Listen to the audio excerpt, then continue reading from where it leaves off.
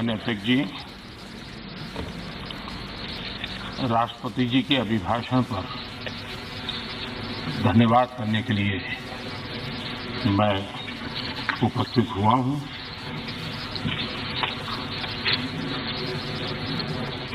आदरणीय राष्ट्रपति जी ने अपने भाषण में आत्मनिर्भर भारत को लेकर के और आकांक्षी भारत को लेकर के गत दिनों के जो प्रयास हैं उसके संबंध में विस्तार से बात कही है। मैं सभी आदरणीय सदस्यों का बहुत आभार व्यक्त करता हूं जिन्होंने इस महत्वपूर्ण भाषण पर अपनी टिप्पणी की, अपने विचार रखे।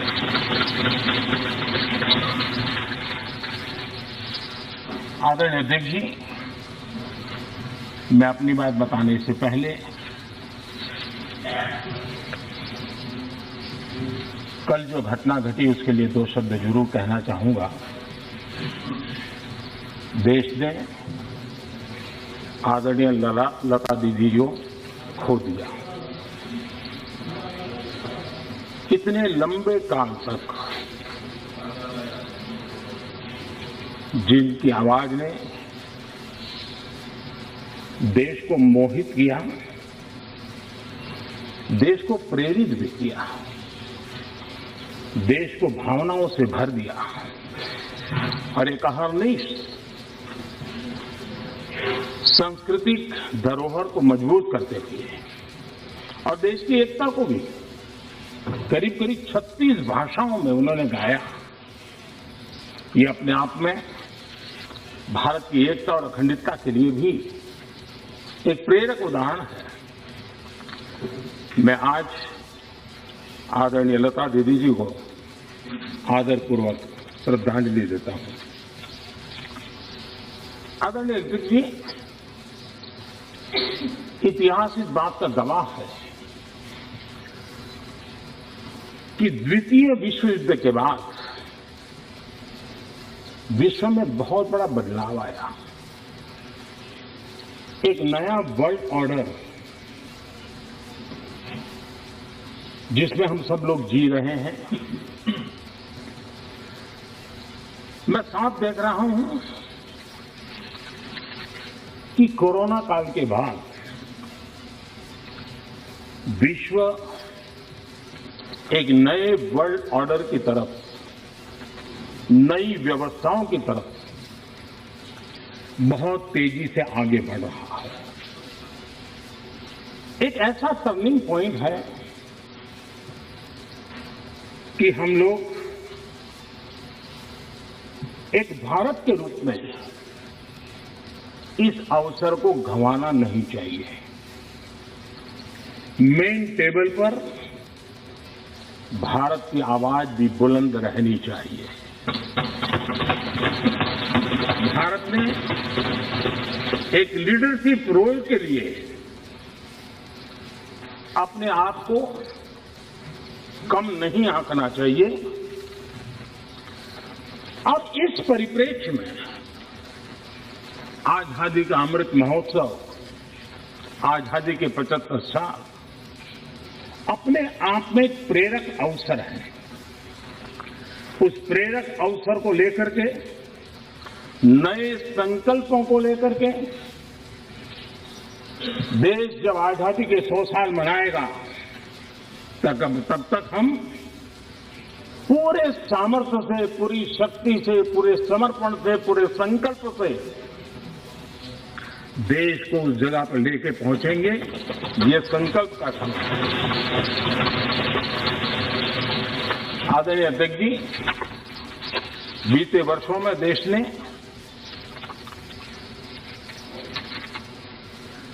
कई क्षेत्रों में, मूलभूत व्यवस्थाओं में बहुत मजबूती का अनुभव किया है और बहुत मजबूती के साथ हम आगे बढ़े हैं। प्रधानमंत्री आवास योजना गरीबों को रहने के लिए घर हो। ये कार्यक्रम तो लंबे समय से चला है, लेकिन जो गति, जो व्यापकता, विशालता, विविधता उसने उसमें स्थान पाया, उसके कारण आज गरीब का घर भी लाखों से भी ज्यादा कीमत का बन रहा है। और एक प्रकार से जो भी पक्का घर पाता है वो गरीब आज लखपति की श्रेणी में भी आ जाता है।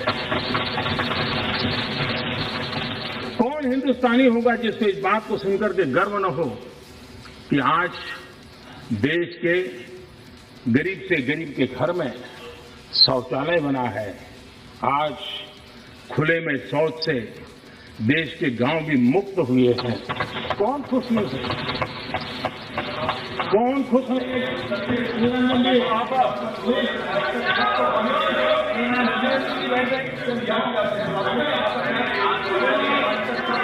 ठीक नहीं है।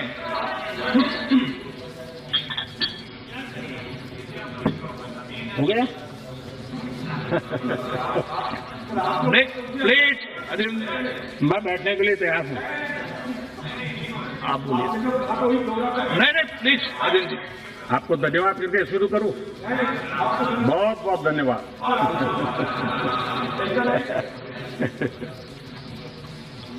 आपका प्यार अजरा अमर रहेगा।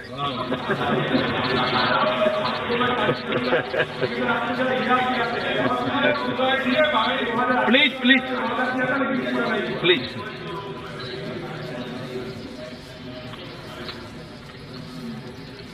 आजादी के इतने सालों के बाद गरीब के घर में भी जब रोशनी होती है तो उसकी खुशियां देश की खुशियों को ताकत देती है।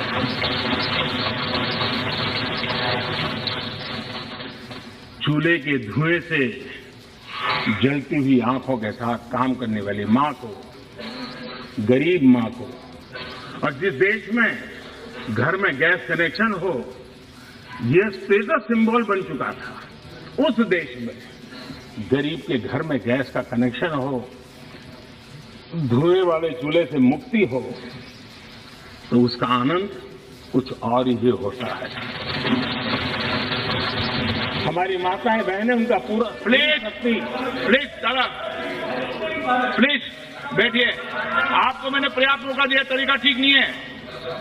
दादा नहीं, दादा को बीच बीच में मौका देना चाहिए, क्योंकि दादा उम्र के इस पड़ाव में भी बचपना का मजा लेते रहते हैं।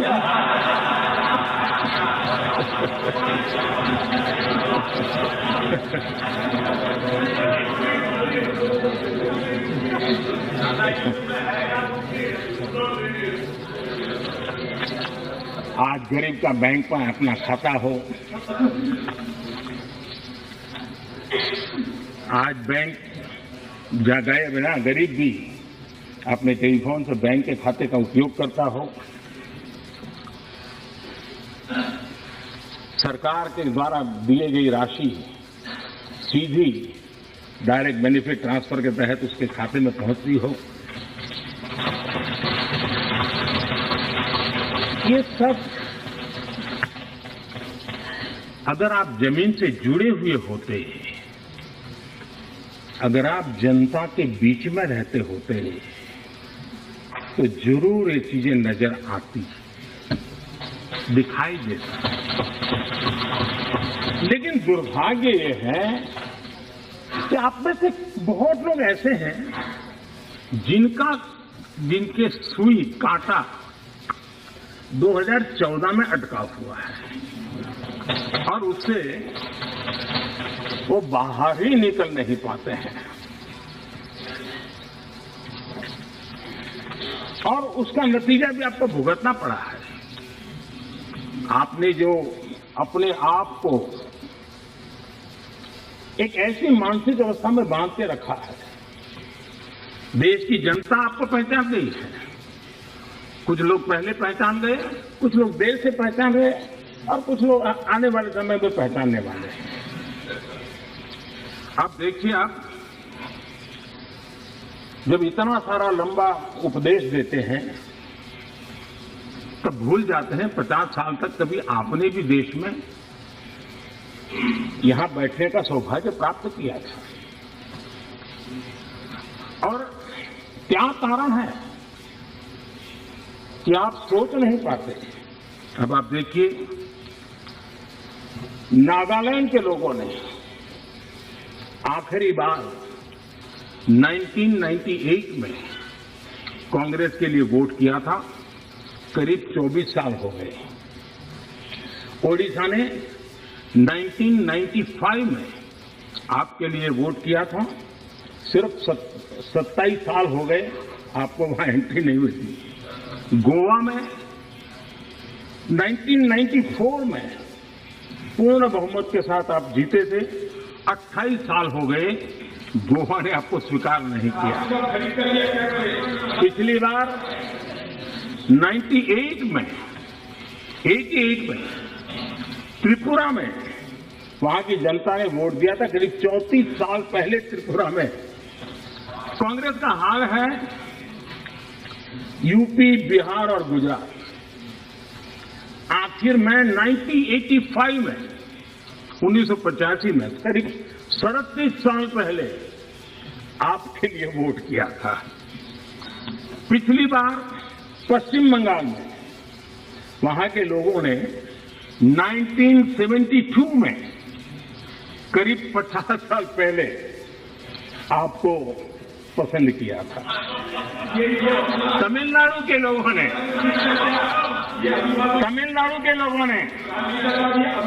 प्लीज तमिलनाडु, मैं इसके लिए सहमत हूं। कागज लेके बाद में बोल रहे, अगर आप उस मर्यादा का पालन करते और इस जगह का उपयोग न करते, और बड़ा दुर्भाग्य देश का कि सदन जैसी पवित्र जगह देश के लिए काम आनी चाहिए, उसको दल के लिए काम में लेने का जो प्रयास हो रहा है, और उसके कारण जवाब देना हमारी मजबूरी बन जाती है। जवाब देना हमारी मजबूरी बन जाती है।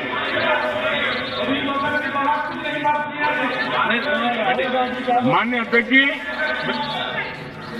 अध्यक्ष जी, तमिलनाडु आखिर में 1962 में, यानी करीब 60 साल पहले आपको मौका मिला था। तेलंगाना बनाने का श्रेय लेते हैं, लेकिन तेलंगाना बनने के बाद भी वहां की जनता ने आपको स्वीकार नहीं किया। झारखंड का जन्म हुआ,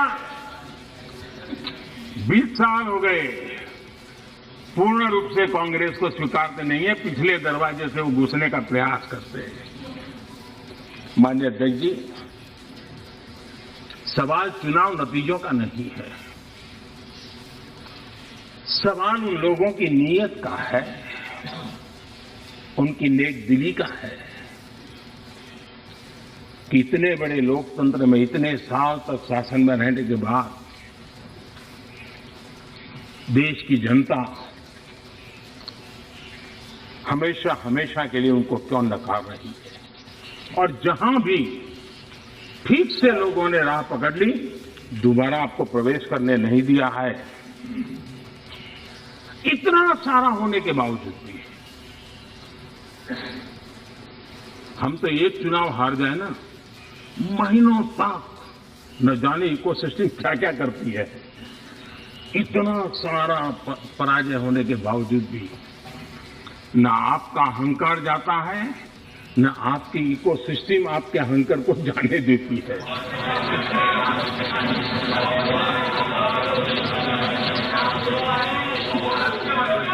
सुन रही है, इस बार अभिरंजन जी बहुत सारे शेर सुना रहे थे। चलिए मौका मैं भी ले लूं। और जब अहंकार की बात मैं कर रहा हूं तब तो मुझे कहना ही पड़ेगा,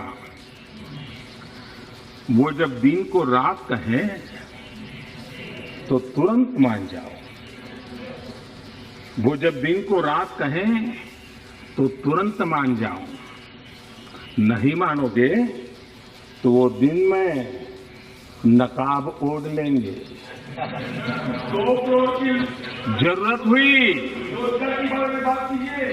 हुई प्लीज, आप जरूरत हुई तो हकीकत को थोड़ा बहुत मरोड़ लेंगे। वो मगरूर है,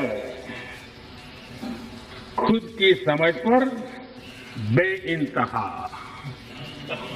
उन्हें आईना मत दिखाओ, इन्हें आईना मत दिखाओ, वो आईने को भी तोड़ देंगे।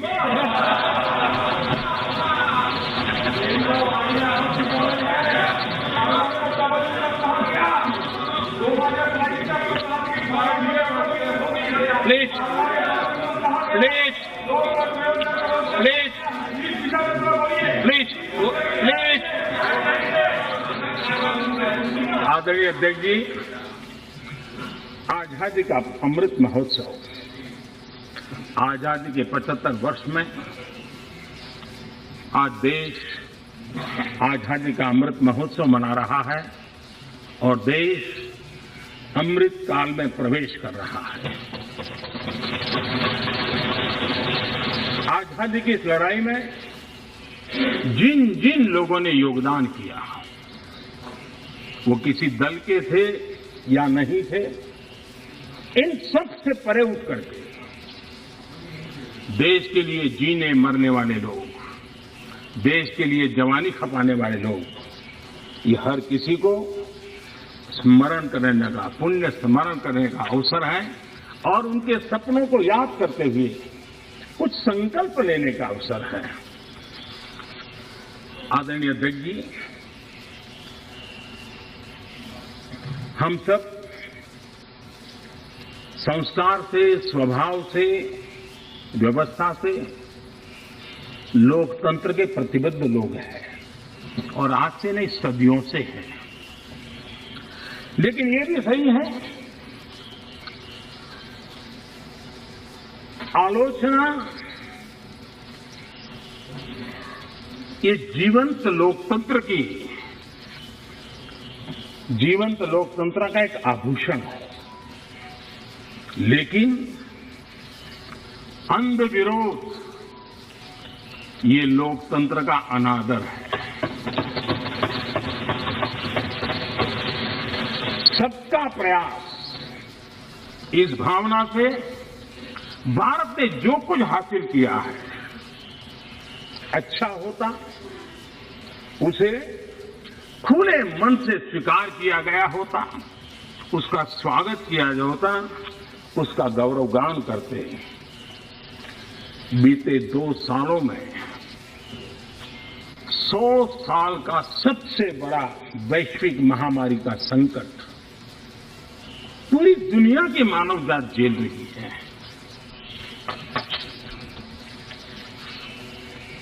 जिन्होंने भारत के अतीत के आधार पर ही भारत को समझने का प्रयास किया, उनको तो आशंका थी, इतना बड़ा विशाल देश, इतनी बड़ी आबादी, इतनी विविधता, ये आदतें, ये स्वभाव, शायद ये भारत इतनी बड़ी लड़ाई नहीं लड़ पाएगा, भारत अपने आप को बचा नहीं पाएगा, यही उनकी सोच थी।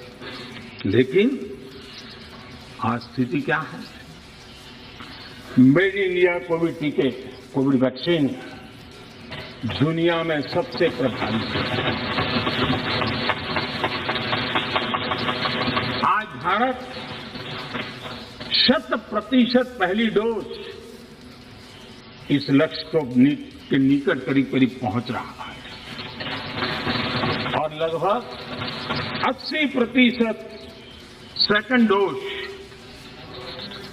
उसका पड़ाव भी पूरा कर लिया है।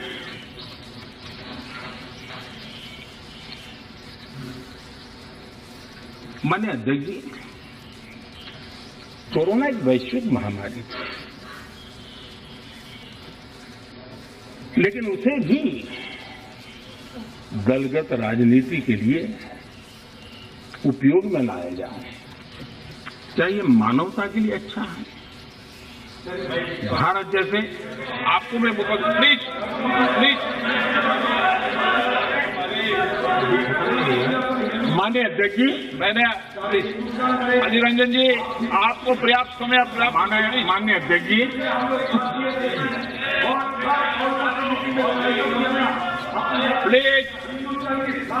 प्लीज माननीय अध्यक्ष जी,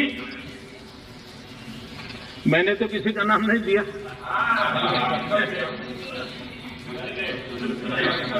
कोई भी टोपी पहन लेने की क्या जरूरत है जी? क्यों? लेकिन जब आप खड़े ही हो गए तो अब मैं नाम दे करके बोलना चाहता हूं। अब आप खड़े ही हो गए हैं तो मैं नाम दे करके बोलना चाहता हूं। इस कोरोना काल में कांग्रेस ने तो हद कर दी।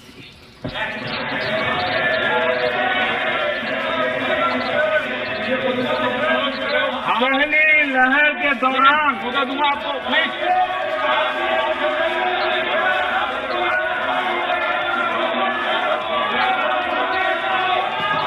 देखिए माननीय सदस्य, प्लीज बैठिए, ये तरीका ठीक नहीं है। आपको मैंने पर्याप्त, प्लीज बैठिए, please please please please please. माननीय अध्यक्ष जी, अभी तो मैंने सिर्फ इतना का हद कर दी। प्लीज, पहली लहर के दौरान वो मैंने देश से पर्याप्त अवसर दिया था। लॉकडाउन का पालन कर रहा था। जब WHO दुनिया भर के लोगों को सलाह देता था, सारे हेल्थ एक्सपर्ट कह रहे थे कि जो जहां है वहीं पर रुके। सारी दुनिया में ये संदेश दिया जाता था, क्योंकि मनुष्य जहां जाएगा, अगर वो कोरोना से संक्रमित है तो कोरोना सांस ले जाएगा। सब कांग्रेस के लोगों ने क्या किया?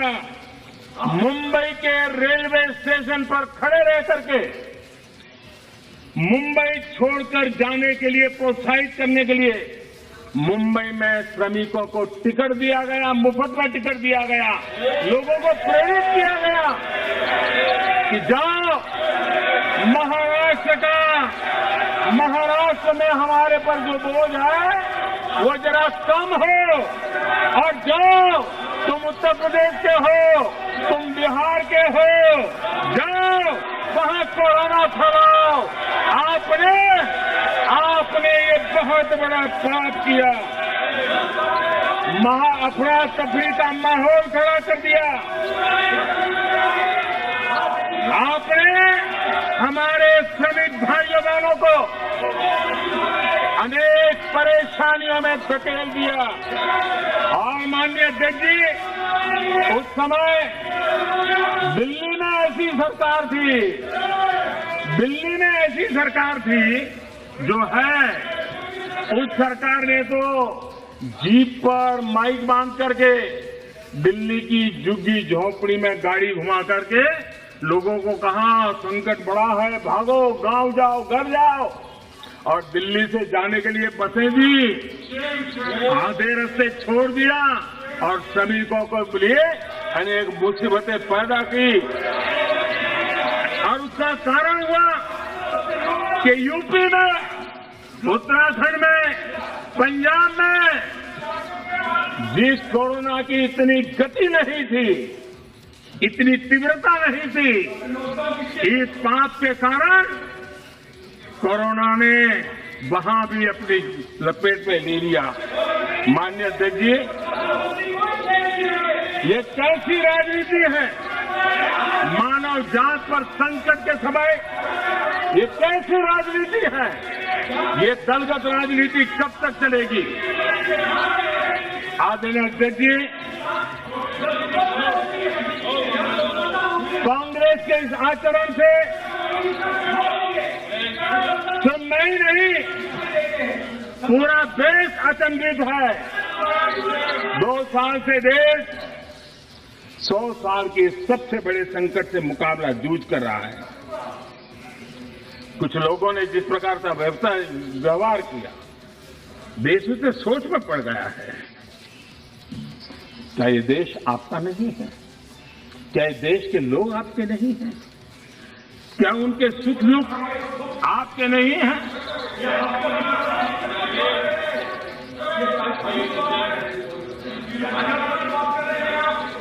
इतनी बड़ी संकट आया, कई राजनीतिक दल के नेता जरा आत्मनिरीक्षण करें। इतने राजनीतिक दल के नेता जो जनता के माने हुए नेता अपने आप को मानते हैं, उन्होंने लोगों को रिक्वेस्ट की हो, अपील की हो, भाई कोरोना का एक ऐसा संकट है, वैश्विक महामारी है, आप मास्क पहनो, हाथ धोना रखो, 2 गज की दूरी रखो। कितने नेता हैं? क्या ये बार बार देश की जनता को अगर कहते तो उसमें कोई बीजेपी की सरकार को क्या फायदा होने वाला था? मोदी को क्या फायदा होने वाला था? लेकिन इतने बड़े संकट में भी इतना सा पवित्र काम करने से भी चूक गए। इसलिए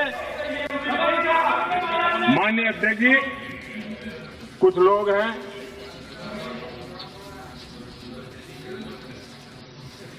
उनको ये इंतजार था कि ये कोरोना वायरस मोदी की छवि को चपेट में ले लेगा। बहुत इंतजार किया और कोरोना ने भी आपके धैर्य की बड़ी कसौटी की है। आए दिन आप लोग औरों को नीचा दिखाने के लिए महात्मा गांधी का नाम लेते हैं। महात्मा गांधी की स्वदेशी की बात, इसको बार बार दोहराने में हमें कौन रोकता है? अगर मोदी वोकल फॉर लोकल कहता है, मोदी ने कहा इसलिए शब्दों को छोड़ दो भाई, लेकिन क्या आप नहीं चाहते हैं देश आत्मनिर्भर बने?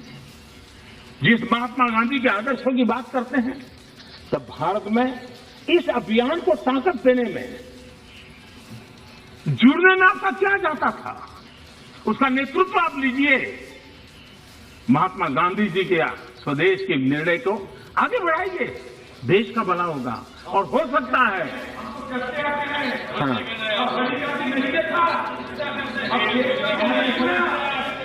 आप महात्मा गांधी के सपनों को सच होते देखना नहीं चाहते। माननीय अध्यक्ष जी, आज पूरी दुनिया योग के लिए, एक प्रकार से कोरोना में तो योग ने दुनिया भर में जगह बना दी। दुनिया भर में कौन हिंदुस्तानी होगा जिसको योग के लिए गर्व न हो? आपने उसका भी मजाक उड़ाया, उसका भी विरोध किया। अच्छा होता आप लोगों को कहते भाई संकट में घर में है, ये योगा कीजिए, आपको फायदा होगा। क्या नुकसान था? फिट इंडिया मूवमेंट चले, देश का नौजवान सशक्त हो, सामर्थ्यवान हो। आपको मोदी से विरोध हो सकता है। फिट इंडिया मूवमेंट, आपके राजनीतिक दलों के छोटे छोटे युवा मंच होते हैं। अगर हम सब ने मिलकर के अगर इस फिट इंडिया के द्वारा देश की युवा शक्ति को इस सामर्थ्य की तरफ आगे बढ़ने के लिए कहते, लेकिन उसका भी विरोध, उसका भी उपहास, यानी क्या हो गया है आपको मुझे समझ नहीं आ रहा है।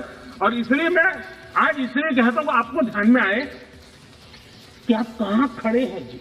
और मैंने इतिहास बताया, 60 साल के लेकर 15 साल तक पूरा कालखंड, इतने राज्य, कोई आपको घुसने नहीं दे रहा है। माननीय अध्यक्ष जी, कभी कभी मैं ये विषय बहुत प्यार से कह रहा हूं, नाराज मत हो जाना।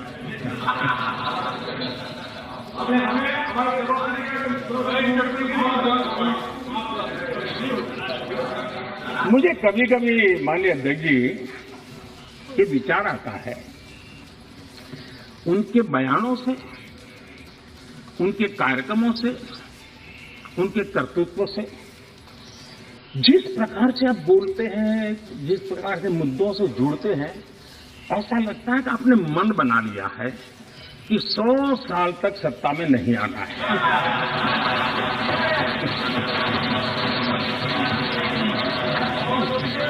कोई ऐसा नहीं करता जी।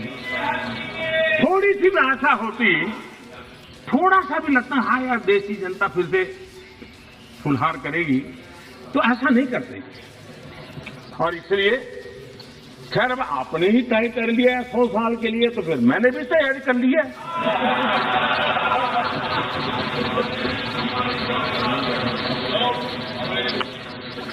मान्य देखिए, ये सदन इस बात का साक्षी है कि कोरोना वैश्विक महामारी से जो बनी जो स्थितियां उत्पन्न हुई, उसको निपटने के लिए भारत ने जो भी रणनीति बनाई,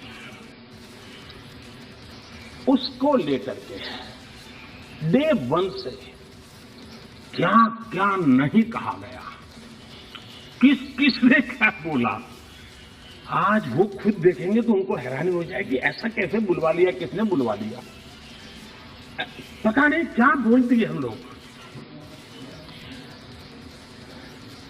दुनिया के और लोगों से बड़ी बड़ी कॉन्फ्रेंस करके ऐसी बातें बुलवाई गई ताकि पूरे विश्व में भारत बदनाम हो। खुद को टिके रहने के लिए आर्थिक आयोजन को भारत कैसे चल रहा है, माय गॉड क्या कुछ कहा गया, बड़े बड़े पंडितों ने क्या कहा, पूरी आपकी इकोसिस्टम लग गई थी। हम जो भी समझते थे, भगवान ने जो समझ दी थी, लेकिन समझ से ज्यादा समर्पण बहुत बड़ा था। और जहां समझ से समर्पण ज्यादा होता है, वहां देश और दुनिया को अर्पण करने की ताकत भी होती है, और वो हमने करके दिखाया है। और जिस रास्ते पर हम चले, आज विश्व के अर्थ जगत के सभी ज्ञाता इस बात को मानते हैं कि भारत ने जिस आर्थिक नीतियों को लेकर इस कोरोना कालखंड में अपने आप को आगे बढ़ाया, वो अपने आप में एक उदाहरणीय है। और अनुभव भी हम करते हैं, हमने देखा है।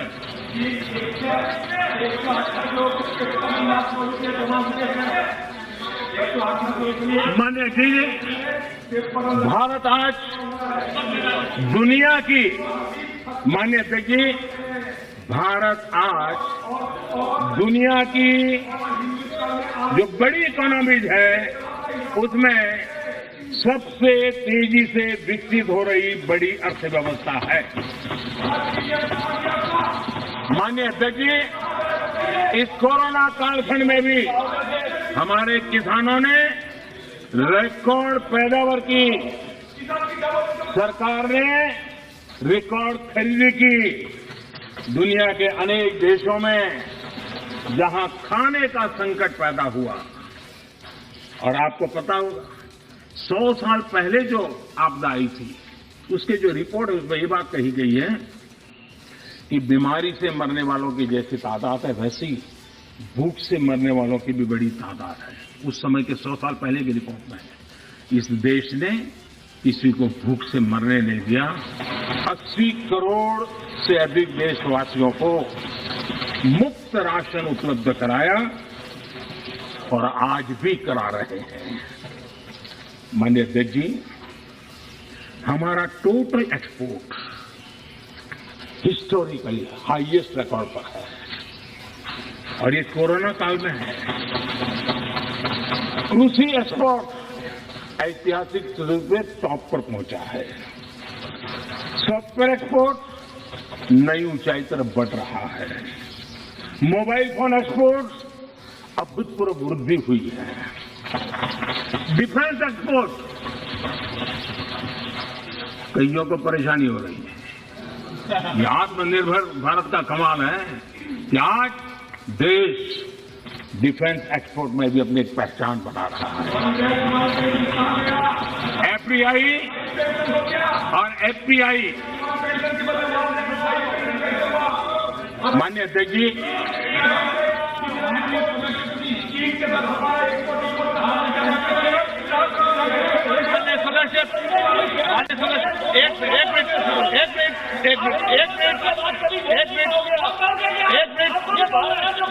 आप चुप रहिए, आप शांत रहिए, आप शांत रहिए प्लीज, माननीय सदस्य please please please please please please, एक मिनट चुप रहिए आप भी। माननीय सदस्य, आप चुप रहिए, आपको किसने इजाजत दी? बैठिए। माननीय सदस्यगण, मैंने सभी माननीय सदस्यों को पर्याप्त समय, पर्याप्त अवसर दिया है, लेकिन माननीय सदस्य, आपने जब बोला तो मैंने कहा कि कोई भी इस सदन में नेता बोल रहे हैं, कोई टिप्पणी टिप्पणी करेंगे, लेकिन आज आप ये उचित व्यवहार नहीं है। सदन के नेता बोल रहे हैं, सदन की गरिमा को बनाए रखें, ये मेरा आपसे आग्रह है। आपको मैं बोलने का मौका दूंगा।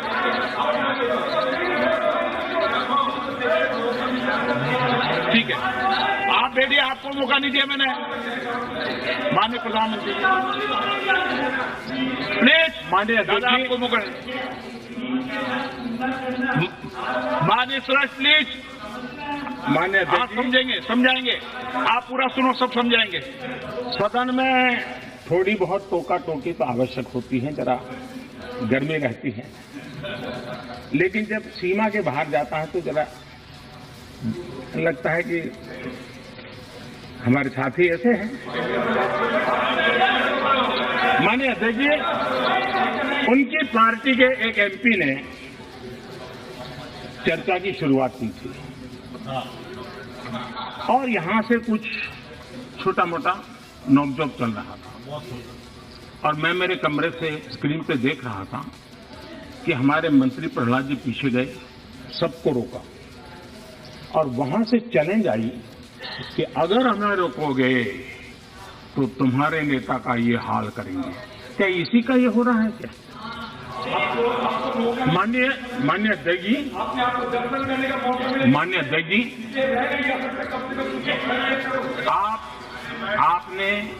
आपको अब हर एक को अपना सीआर सुधारने की कोशिश तो करनी चाहिए और मैं मानता हूं जितना किया है उससे आपका सीआर ठीक हो गया है। जिन लोगों को रजिस्टर करना है, आपके इस पराक्रम को कर लिया है, जिस ज्यादा क्यों कर रहे हो? इस सत्र में तो कोई आपको नहीं निकालेगा, विश्वास करो। इस सत्र में आपको कोई निकालने का नहीं, मैं आपको गारंटी देता हूं।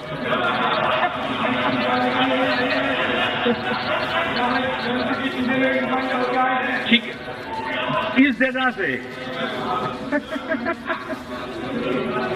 अरे वे ऐसे ही बच गए हो।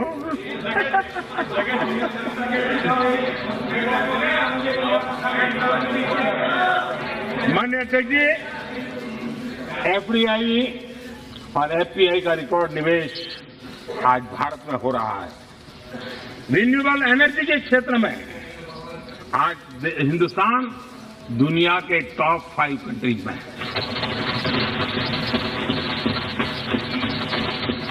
माननीय अध्यक्ष जी, ये सब इसलिए संभव हुआ है कि कोरोना काल में इतना बड़ा संकट सामने होने के बावजूद भी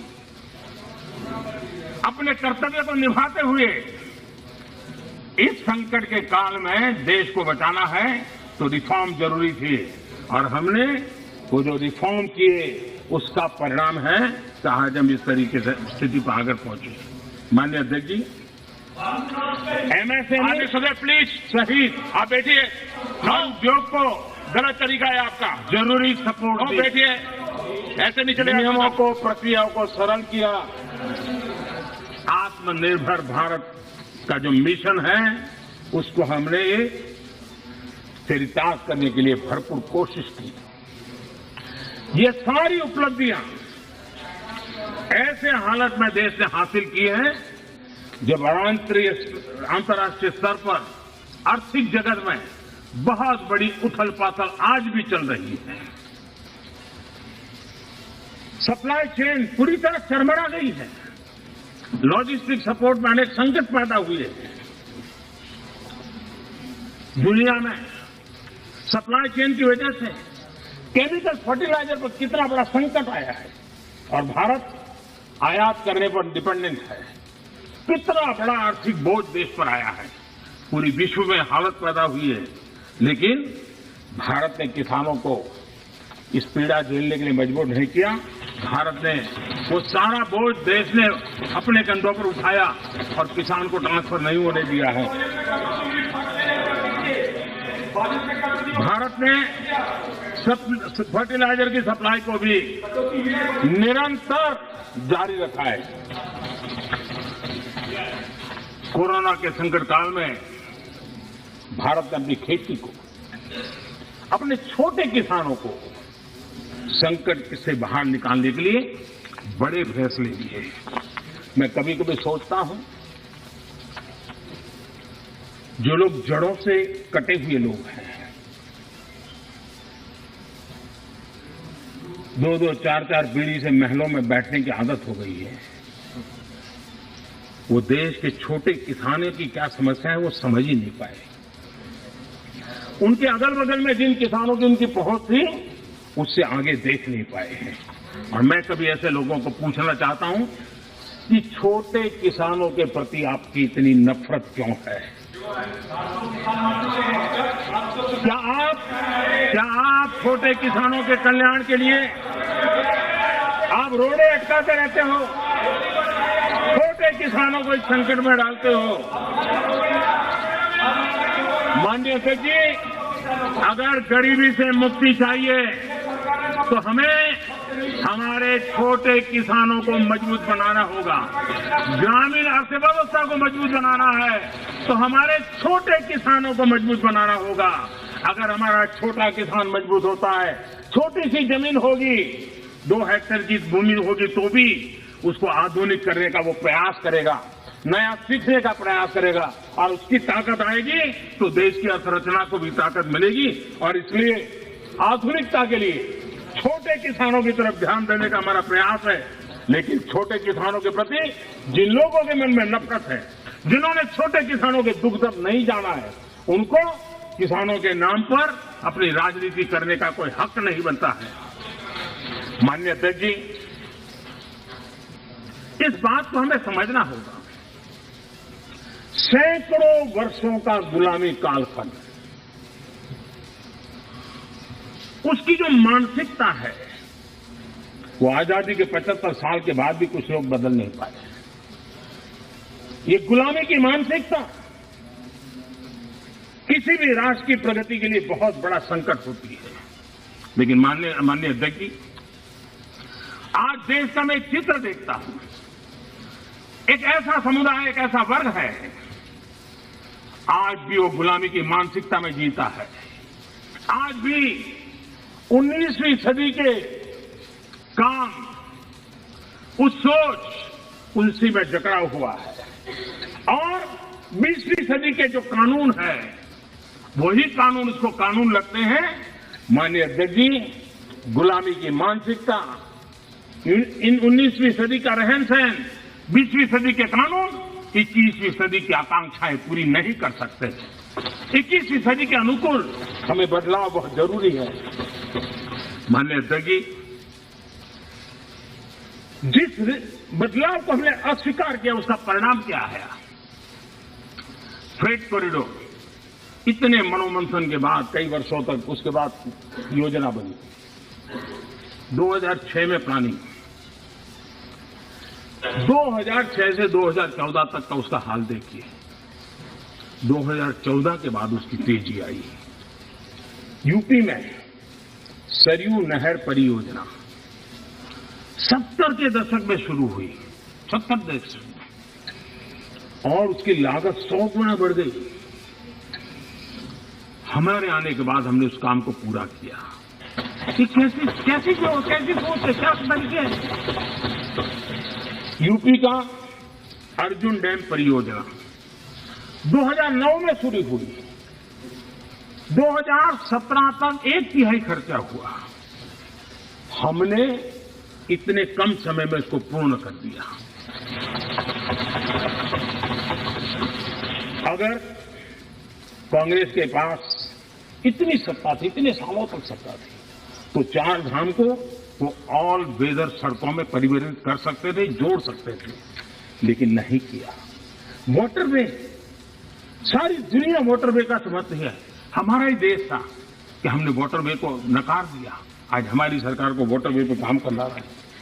पुरानी अप्रोच से गोरखपुर का कारखाना बंद होता था, हमारे अप्रोच से गोरखपुर का फर्टिलाइजर का कारखाना शुरू होता है। माननीय अध्यक्ष जी, ये लोग ऐसे हैं जो जमीन से कटे हुए हैं, उसके कारण उनके लिए फाइल की मूवमेंट, फाइल में सिग्नेचर करके कौन अगला मुलाकात आएगा उसी के इंतजार में जो रहते हैं।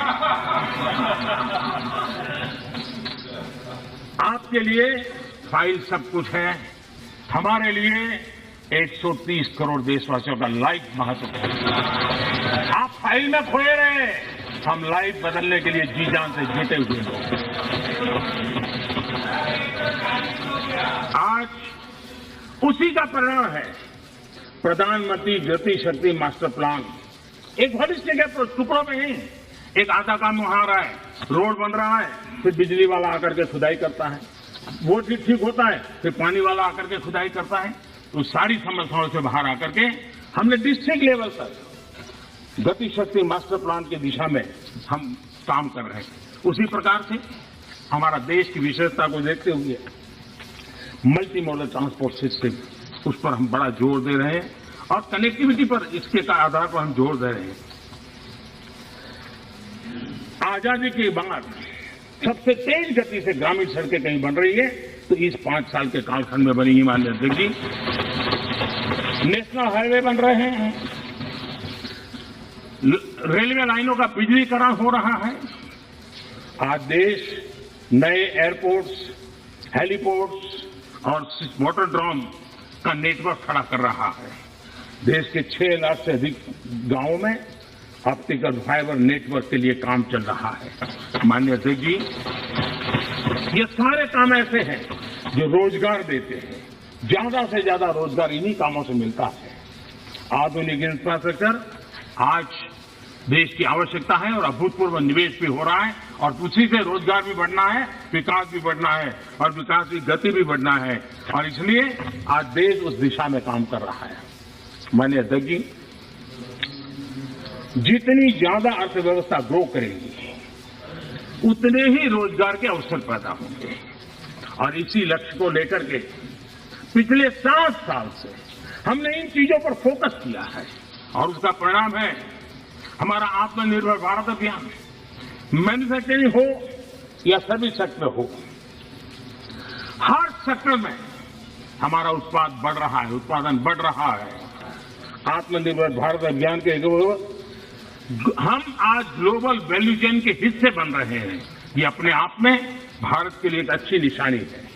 हमारा बड़ा फोकस एमएसएमई और टेक्सटाइल जैसे लेबर इंसेंटिव सेक्टर्स में है। एमएसएमई की परिभाषा में सुधार, एमएसएमई की परिभाषा में हमने सुधार करके उसको भी नए अवसर दिए हैं। अपने छोटे उद्योगों को सुरक्षित करने के लिए एमएसएमई के लिए सरकार ने इस कोरोना के विकट कालखंड में 3 लाख करोड़ रुपए की विशेष योजना भी शुरू की है और उसका लाभ हमारे एमएसएमई सेक्टर को मिला है। और इसका बहुत बढ़िया स्टडी एसबीआई ने किया है। एसबीआई का स्टडी कहता है कि 13.5 लाख एमएसएमई इस योजना के कारण बर्बाद होने से बच गए हैं।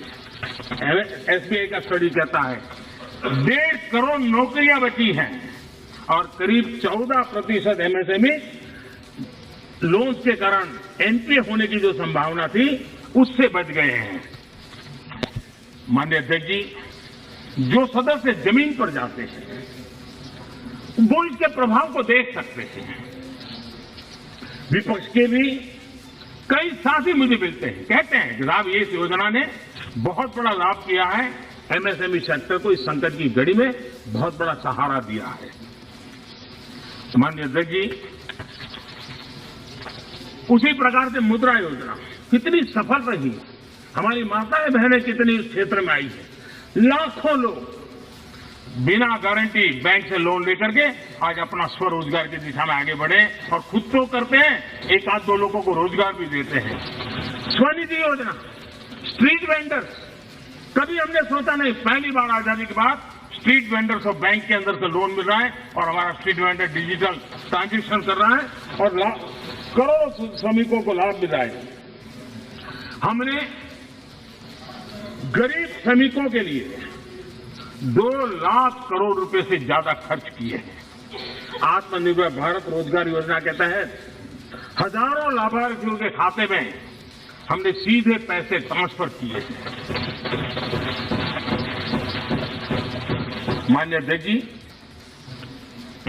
इंडस्ट्री को गति देने बेहतर इंफ्रास्ट्रक्चर की बहुत जरूरत होती है। पीएम गति शक्ति नेशनल प्लान, मास्टर प्लान, ये हमारे लॉजिस्टिक कॉस्ट को बहुत कम करेगा और उसके कारण देश में भी माल सस्ते में पहुंच पाएगा और एक्सपोर्ट करने वाले लोग भी दुनिया के साथ कंपटीशन कर पाएंगे और इसलिए पीएम गति शक्ति प्लान आने वाले दिनों में बहुत लाभकारक होने वाला है। माननीय अध्यक्ष जी, सरकार ने एक और बड़ा काम किया है। नए क्षेत्रों को, एंटरप्रेन्योर्स को, और उसके लिए हमने ओपन कर दिया है। आत्मनिर्भर भारत योजना के तहत स्पेस, डिफेंस, ड्रोन्स, माइनिंग को प्राइवेट सेक्टर को आज देश के विकास में भागीदार बनने के लिए हमने निमंत्रित किया है। देश में एंटरप्रेन्योर्स के लिए बेहतर माहौल बनाने के लिए सिंपल टैक्स सिस्टम की शुरुआत, हजारों कंप्लायंसेज हमारे देश में आता है, जैसे हर डिपार्टमेंट ये लाओ, वो लाओ, ये कागज लाओ, वो नाम लाओ, वो सारा करीब 25,000 कंप्लायंसेज हमने खत्म किए हैं। आज मैं तो राज्यों से भी आग्रह करूंगा कि वे भी ढूंढ के ऐसे कंप्लायंसेज खत्म करें। देश के नागरिकों को परेशानी हो रही है, उसको समझे हम लोग। आज देश में इस प्रकार के बैरियर्स हटाए जा रहे हैं। डोमेस्टिक इंडस्ट्री को लेवल प्ले फील्ड देने के लिए एक के बाद एक कदम हम उठाते जा रहे हैं। माननीय अध्यक्ष जी, आज देश उस पुरानी अवधारणा से बाहर निकल रहा है। हमारे देश में सोच बन गई कि सरकार ही भाग्य विधाता है, तुम्हें सरकार पर ही निर्भर रहना पड़ेगा, तुम्हारी आशा अपेक्षाएं कोई पूरी नहीं कर सकता है, सरकार ही करेगी, सब कुछ सरकार देगी। ये हम लोगों ने इतना ईगो पाल के रखा था और उसके कारण देश के सामर्थ्य को भी चोट पहुंची है। और इसलिए सामान्य युवा के सपने, युवा कौशल, उसके रास्ते हम नए सिरे से सोचना शुरू किया। सब कुछ सरकार करती है ऐसा नहीं है, देशवासियों की ताकत अनेक गुना ज्यादा होती है। वो सामर्थ्य के साथ अगर संकल्प के साथ जुड़ जाते तो परिणाम मिलता है। आप देखिए 2014 के पहले हमारे देश में सिर्फ 500 स्टार्टअप थे। जब अवसर दिया जाता है देश के नौजवानों को तो क्या परिणाम आता है। इन 7 साल में 2014 के पहले 500 स्टार्टअप, इस 7 साल में 60,000 स्टार्टअप इस देश में काम कर रहे हैं। ये मेरे देश के युवाओं की ताकत है और उसमें यूनिकॉर्न बन रहे हैं और एक एक यूनिकॉर्न यानी हजारों करोड़ की उसकी वैल्यू तय हो जाती है। माननीय अध्यक्ष जी, और बहुत ही कम समय में भारत के यूनिकॉर्न सेंचुरी बनाने की दिशा में आगे बढ़ रहे हैं। ये बहुत बड़ा अचीवमेंट। हजारों करोड़ की कंपनी बनने में पहले दशकों लग जाते थे। आज हमारे नौजवानों की ताकत है, सरकार की नीतियों के कारण साल 2 साल के अंदर हजारों करोड़ के कारोबार को उनके आसपास वो देख पा रहे हैं। आज माननीय अध्यक्ष जी, हम स्टार्टअप्स, यूनिकॉर्न्स में इस मामले में दुनिया में टॉप 3 में पहुंच गए। कौन हिंदुस्तानी होगा जिसको गर्व नहीं होगा। लेकिन ऐसे समय इस सरकार का अंत विरोध करने की इनको आदत लग गई है। सुबह सुबह शुरू हो जाते हैं और यहां मैंने देखा हमारे अजय रंजन जी कह रहे थे, क्या रखा है, मोदी मोदी मोदी मोदी करते रहते हो।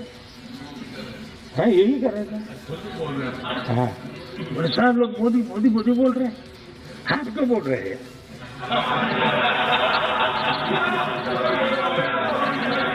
आप लोग सुबह होते ही शुरू हो जाते हैं। एक पल आप लोग एक पल मोदी के बिना नहीं बिता सकते। अरे मोदी तो आपकी प्राण शक्ति है। मोदी जी प्रधानमंत्री इसलिए मोदी जी को नाम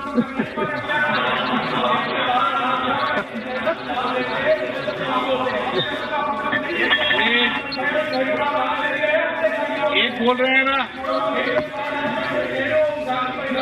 मानिए अध्यक्ष जी, चलो बैठिए। कुछ लोग देश के नौजवानों को, देश के एंटरप्रेन्योर्स को, देश के वेल्थ क्रिएटर्स को, उनको डराने में आनंद आता है, उनको भयभीत करने में आनंद आता है, उनको गुमराह करने में आनंद आता है। देश का नौजवान उनकी बातें सुन नहीं रहा है, इसके कारण देश आगे बढ़ रहा है। माननीय अध्यक्ष जी, आज जो यूनिकॉर्न है, यही उसमें से कुछ मल्टीनेशनल कंपनियां बनने का सामर्थ्य रखती है। लेकिन कांग्रेस में ऐसे लोग बैठे हैं जो कहते हैं, जो हमारे उद्यमी हैं, उनके लिए कहते हैं, और आपको भी जानकर के आश्चर्य होगा, क्या कहते हैं? वो कहते हैं ये उद्यमी लोग कोरोना वायरस का वेरिएंट, बताइए क्या हो गया? हमारे देश के उद्यमी एक कोरोना वायरस के वेरिएंट है क्या? हम क्या बोल रहे हैं? किसके लिए बोल रहे हैं? कोई जरा आपके अंदर बैठे तो जरा बोलो तो है भी, क्या हो रहा है? पार्टी का नुकसान हो रहा है, कांग्रेस पार्टी का नुकसान हो रहा है।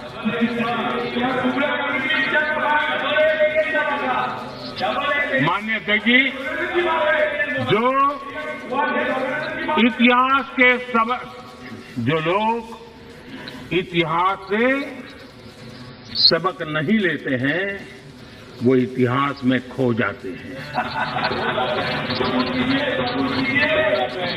माननीय अध्यक्ष जी, ये मैं इसलिए कह रहा हूं, जरा 60 से 80 का दायका, 60 से 80 का दायका, उनके सभी प्रमुख लोग उसमें आ जाते हैं जो देश का नेतृत्व करते थे। उस कालखंड की बात कर रहा हूं। 60 से 80 के दशक में क्या नैरेटिव होता था? कांग्रेस के ही सत्ता साथी, कांग्रेस के साथ रहकर के सुख भोगने वाले लोग, ये वही लोग पंडित नेहरू जी की सरकार को और श्रीमती इंदिरा गांधी जी की सरकार को क्या कहते थे? ये तो टाटा बिरला की सरकार है, इस सरकार को तो टाटा बिरला चला रहे हैं। 60 से 80 दशक तक यही बातें बोली जाती थी, नेहरू जी के लिए बोली जाती थी, इंदिरा जी के लिए बोली जाती थी, और आपने उनके साथ भागीदारी की सत्ता में, लेकिन उनकी आदतें भी ले ली, आप भी उसी भाषा को बोल रहे हो। मैं देख रहा हूं आप इतने नीचे गए हो, इतने नीचे गए हो।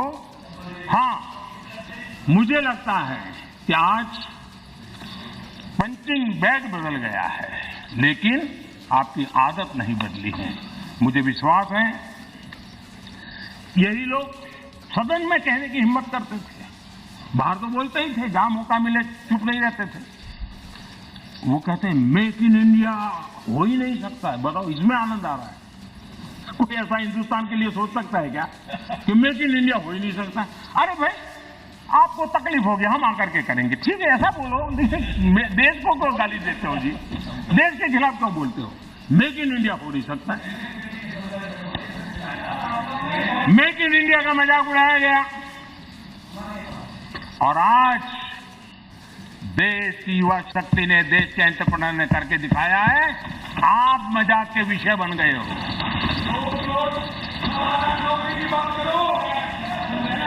और मेक इन इंडिया की सफलता आप लोगों को कितना दर्द दे रही है, ये मैं भली भांति समझ पा रहा हूं।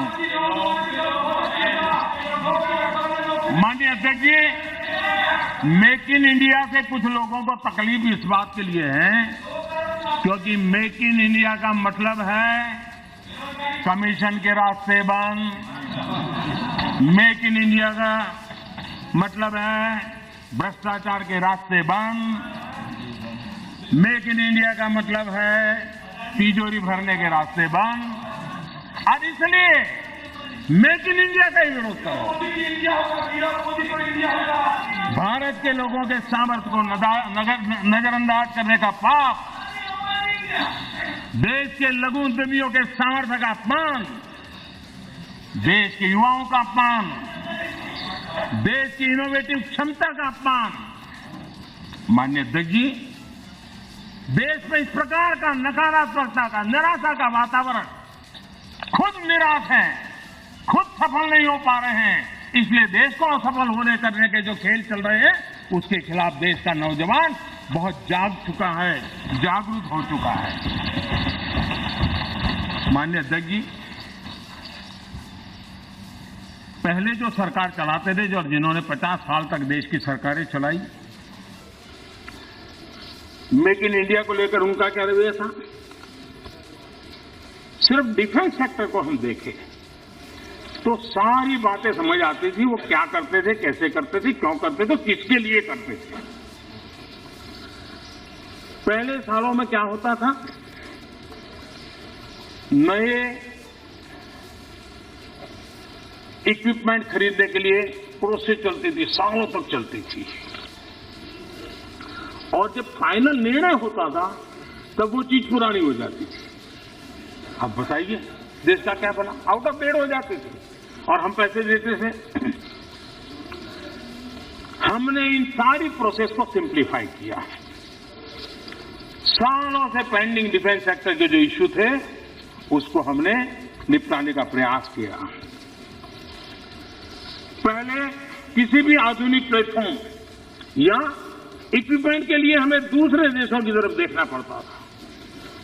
जरूरत के समय आपाधापी में आयुध खरीदा जाता था, ये लाओ वो लाओ, कौन पूछता है भाई, हो जाए। यहां तक कि स्पेयर पार्ट्स के लिए भी हम अन्य देशों पर निर्भर रहे हैं। दूसरों पर निर्भर होकर इस देश की सुरक्षा निश्चित नहीं कर सकते। हमारे पास यूनिक व्यवस्था होनी चाहिए, हमारी अपनी व्यवस्था होनी चाहिए। रक्षा क्षेत्र में आत्मनिर्भर होना ये राष्ट्र सेवा का भी एक बहुत बड़ा काम है। और जो मैं देश के नौजवानों को भी आह्वान करता हूं कि आप अपने कैरियर में इस क्षेत्र को चुनिए, हम ताकत के साथ खड़े होंगे। माननीय अध्यक्ष जी,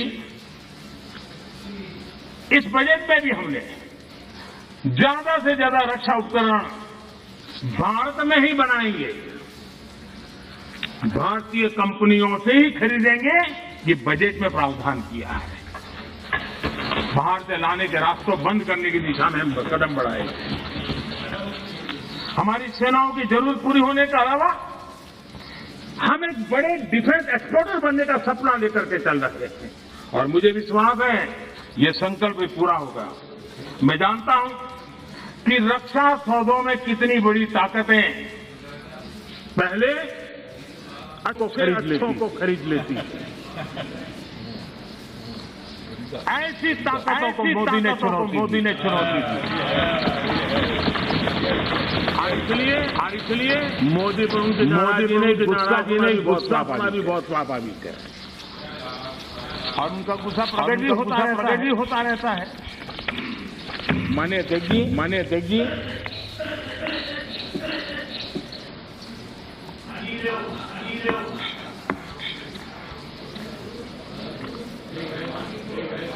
विपक्ष के हमारे साथियों ने यहाँ महंगाई का मुद्दा भी उठाया। अच्छा लगता देश का भी भला होता अगर आपकी चिंता तब भी होती जब कांग्रेस के नेतृत्व में यूपीए की सरकार थी। ये दर्द उस समय भी होना चाहिए था। आप शायद भूल गए। मैं जरा आपको याद दिलाना चाहता हूं।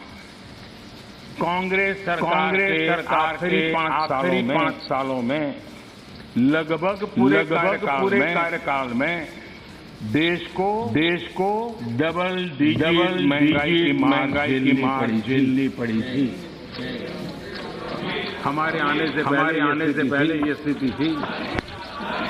कांग्रेस की नीतियां ऐसी थी कि सरकार खुद मानने लगी थी कि महंगाई उसके नियंत्रण से बाहर है। 2011 में तत्कालीन वित्त मंत्री जी ने लोगों से बेशर्मी के साथ कह दिया था कि महंगाई करने के लिए किसी अलादीन के जादू की उम्मीद न करें। ये आपके नेताओं की संवेदनशीलता हमारे चिदम्बरम जी जो कि इन दिनों इकोनॉमी पर लेख लिखते हैं। जब सरकार में थे तब क्या कहते थे? उस समय के नेता क्या कह रहे थे? वो कहते थे 2012 में उन्होंने कहा था कि लोगों को 15 रुपये की पानी की बोतल और 20 रुपये की आइसक्रीम खरीदने में तकलीफ नहीं होती, लेकिन गेहूं चावल पर 1 रुपया बढ़ जाए तो बर्दाश्त नहीं के होता। ये नेताओं के बयान यानी महंगाई के प्रति कितना असंवेदनशील रवैया था, ये चिंता का कारण है।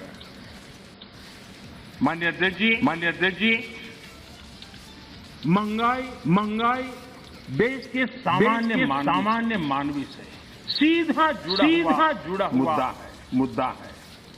और हमारी सरकार एनडीए सरकार ने पहले दिन से सतर्क और संवेदनशील रह करके इस मसले को बारीक करने का प्रयास किया है।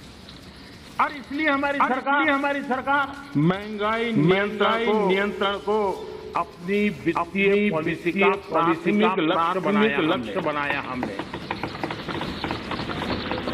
माननीय अध्यक्ष जी 100 साल में आई इतनी बड़ी महामारी झारखंड में भी हमने प्रयास किया कि महंगाई और जरूरी चीजों की कीमत आसमान न छुए। सामान्य मानवी के लिए दादा आपके काम की बात है। मजा होगा आपके काम आएगा। आगे जाऊंगा तो आपके काम आएगा।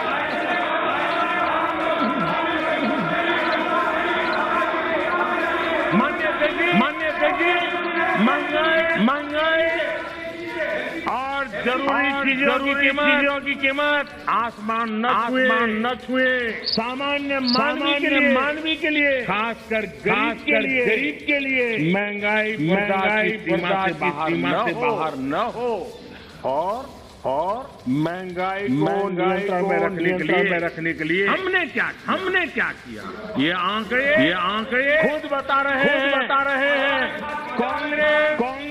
कांग्रेस की जहां महंगाई दर डबल डिजिट में थी 10% से ज्यादा थी, वहीं 2014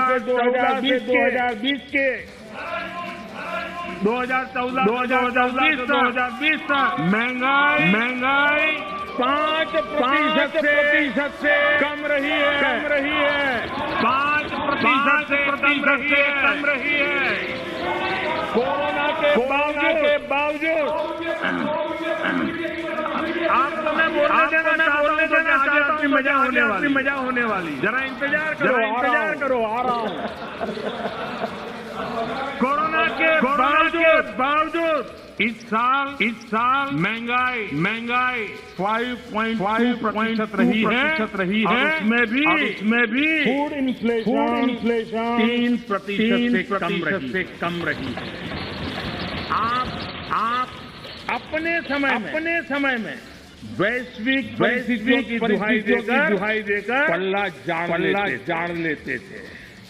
वैसे महंगाई पर कांग्रेस के राज में पंडित नेहरू जी ने लाल किले से क्या कहा वो जरा आपको मैं बताना चाहता हूं। पंडित नेहरू देश के पहले प्रधानमंत्री लाल किले से बोल रहे हैं।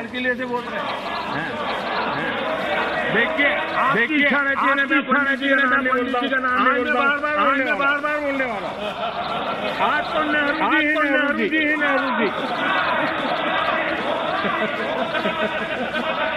मजा लीजिए आज आपके नेता कहेंगे मजा आ गया।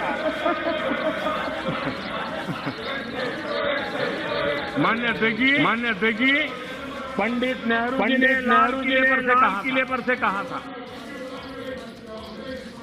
और ये उस जमाने में कहा गया था जब ग्लोबलाइजेशन इतना नहीं था, नाम मात्र का भी नहीं था। उस समय नेहरू जी लाल किले से देश को संबोधन करते हुए क्या कह रहे हैं? कभी कभी कोरिया में लड़ाई भी हमें प्रभावित करती है। इसके चलते वस्तुओं की कीमतें बढ़ जाती है। इति नेहरू जी भारत के पहले प्रधानमंत्री।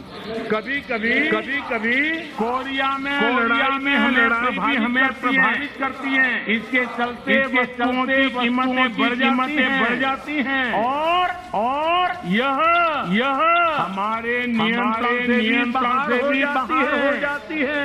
देश के सामने पहला प्रधानमंत्री हाथ ऊपर कर देता है। आगे क्या कहते हैं? देखो जी आपके काम की बात है। आगे कहते हैं पंडित नेहरू जी आगे कहते हैं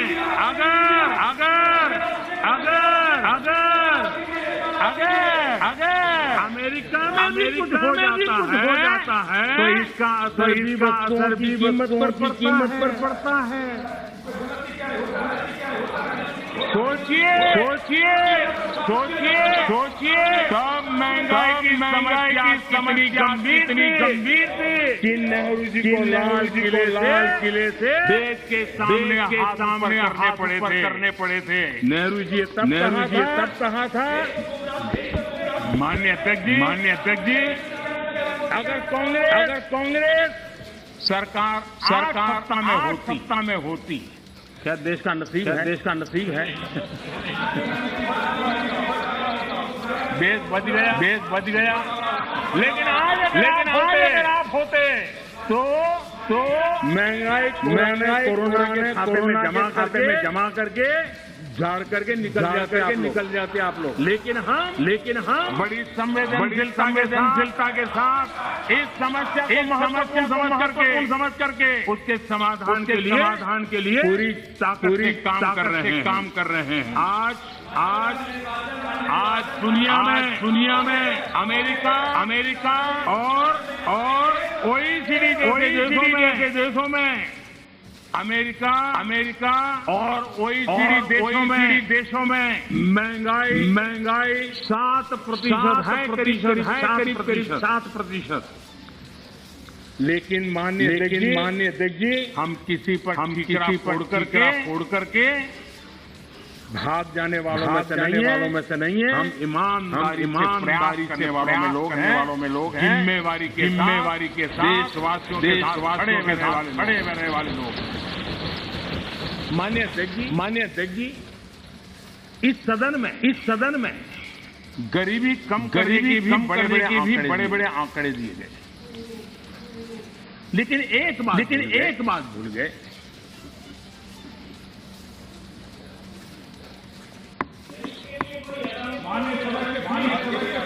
इस देश का गरीब नहीं है, इतना विश्वासघाती नहीं है कोई सरकार भलाई के काम करे, फिर उसको ही सत्ता से बाहर करे, स्वभाव में नहीं, देश के गरीब के स्वभाव में नहीं। आपकी ये दुर्दशा इसलिए आई, आपकी ये दुर्दशा इसलिए आई, मान लिया था क्योंकि आपने मान लिया था गरीबों को अपनी चुंगाल में फंसाए रखोगे, को अपनी चुंगाल में फंसाए रखोगे, लेकिन गरीब आपको जान गया, गरीब आपको जान गया। इस देश का गरीब इतना जागरूक है कि आप 44 सीटों पर समेट दिया, 44 सीटों पर समेट 44 सीट पे लाकर के 44 सीट पे लाकर के रोक दिया। कांग्रेस 1971 गरीबी हटाओ के नारे पर चुनाव जीतती रही। 40 साल बाद गरीबी तो हटी नहीं, लेकिन कांग्रेस सरकार ने नई परिभाषा दे दी। नौजवानों ने देश के नौजवानों को जानना बहुत जरूरी है। अध्यक्ष जी आप देखिए करते हैं कि तुमको अंदाजा आता है चोट बड़ी गहरी होने वाली है। उनको मालूम है कि मुसीबत में फंसे हैं आज, और कुछ लोग बोल करके भाग जाते हैं और जेल में ऐसे बेचारों को पड़ता है।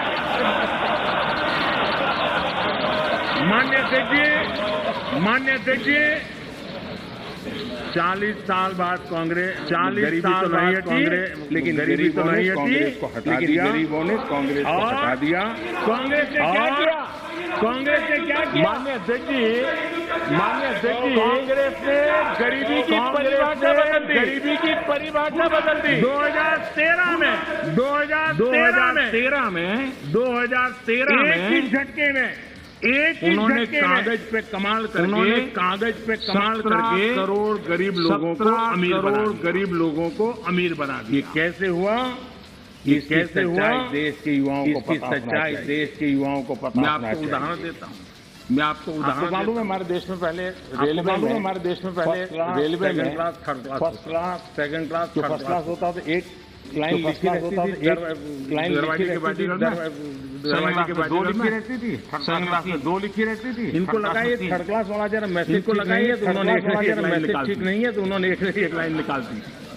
ये इनके तरीके ऐसे ही हैं, कि वो गरीबी हट गई, उनको लगता है कि वो गरीबी हट गई सारे, और उन्होंने उसके बेसिक नॉर्म्स बदल करके 17 करोड़ इस प्रकार से आंकड़े बदलने का काम मान्य अध्यक्ष जी।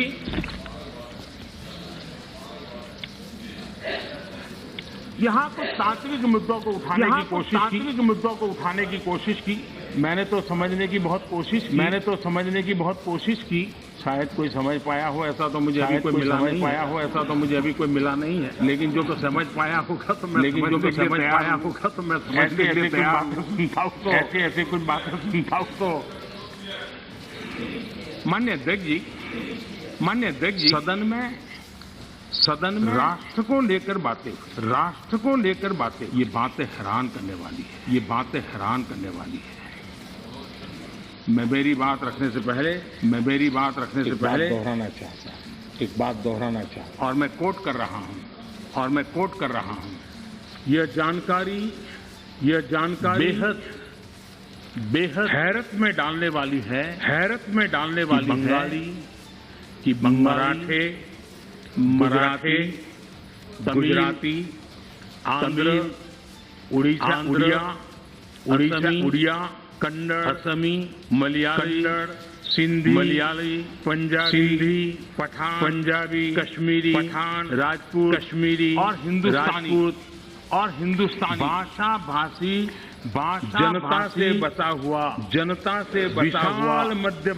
विशाल मध्य भाग सैकड़ों वर्षों से अपनी अलग पहचान बनाए हैं। इसके बावजूद इन सबके गुण दोष एक इसकी जानकारी पुरानी परंपरा से मिलती है,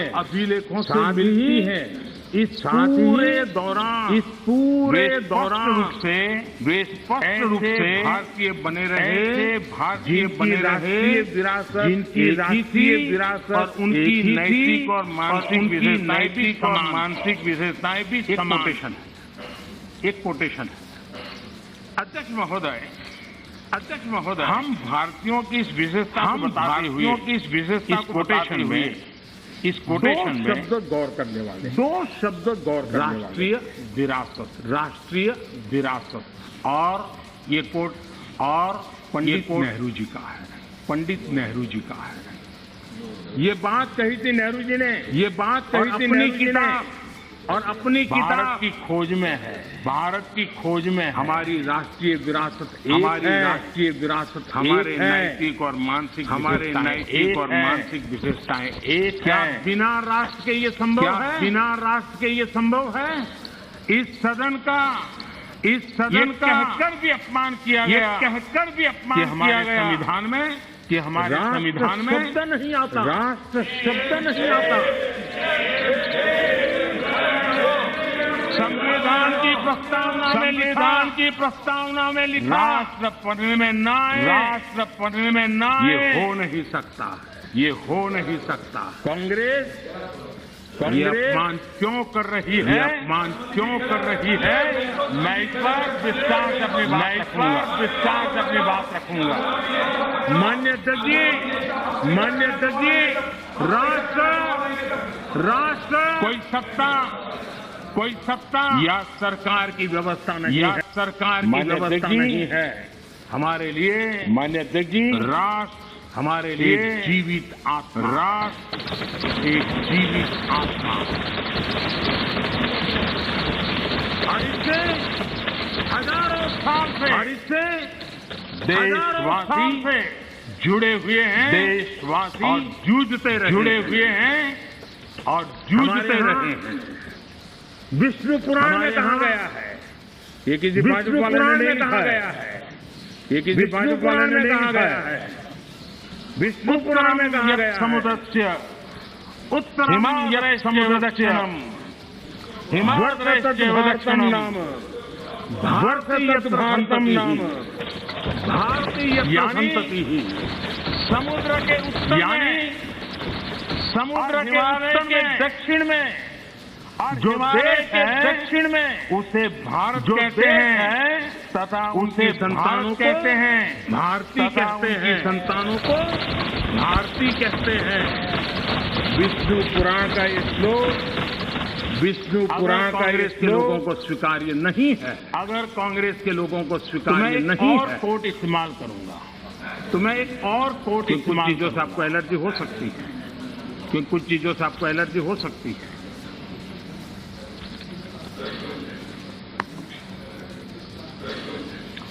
मैं कोट कह रहा हूं, एक क्षण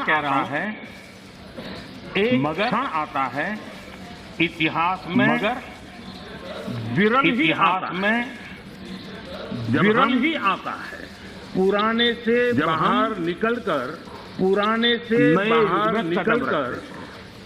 नए जब एक युग समाप्त हो जाता है, जब एक युग समाप्त हो जाता है, समय से दबी हुई आत्मा, देश की लंबे समय से दबी हुई आत्मा मुक्त हो। ये भी नेहरू जी के ही बोल। किस नेशन की बात नेहरू जी कर रहे थे जी? किस नेशन की बात नेहरू जी कर रहे थे जी? यहाँ नेहरू जी कह रहे हैं सेंटिमेंट को आग लगाने की भारी कोशिश, यहाँ तमिल सेंटिमेंट को आग लगाने की भारी कोशिश। राजनीति के लिए कांग्रेस की जो परंपरा राजनीति के लिए उसके विरासत में आई दिखती है, कांग्रेस की जो परंपरा अंग्रेजों से विरासत में आई दिखती है। तोड़ो